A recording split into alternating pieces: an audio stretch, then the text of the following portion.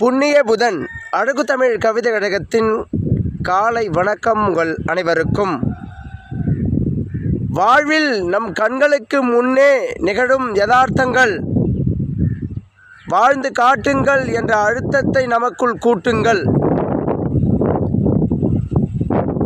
ஒரு நொடியில் எதுவும் நிகழ்ந்துவிடலாம்.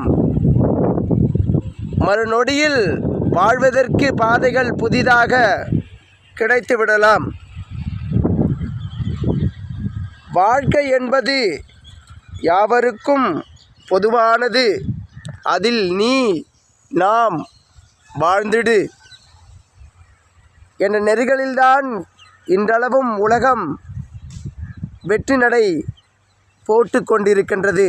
என் உறவுகளே, நமக்கான வாழ்க்கையை நாம் தீர்மானிக்கும் இடத்தில் இருந்து கொண்டிருக்கின்றோம்.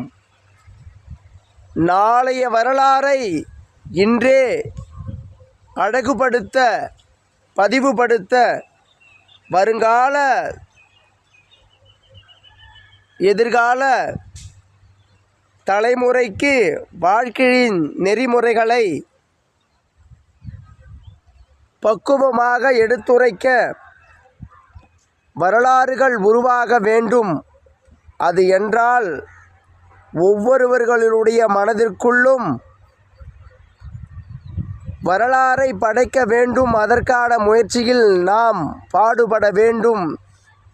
நெறியோடு வாழ்க்கையை கடைபிடித்தாக வேண்டும் என்ற மனப்பக்குவம் வளர வேண்டும்.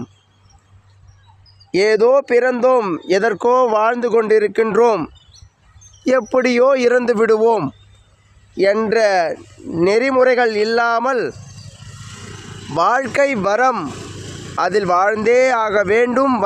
வாழ்ந்து கொண்டிருக்கும் வரலாறை அழகாக பதிவு செய்ய வேண்டும் என்ற முனைப்புகள் நம் மனதுக்குள் எப்பொழுதும் உணரல் சத்தங்கள் ஒரு யுத்தங்களாக இருந்து கொண்டிருந்தால்தான் இந்த வாழ்க்கையின் நிதர்சனங்களை நாம் உணர்ந்து அழகூற இந்த வாழ்வியலை கையாளும் மனப்பக்குவத்தை அடைய முடியும்.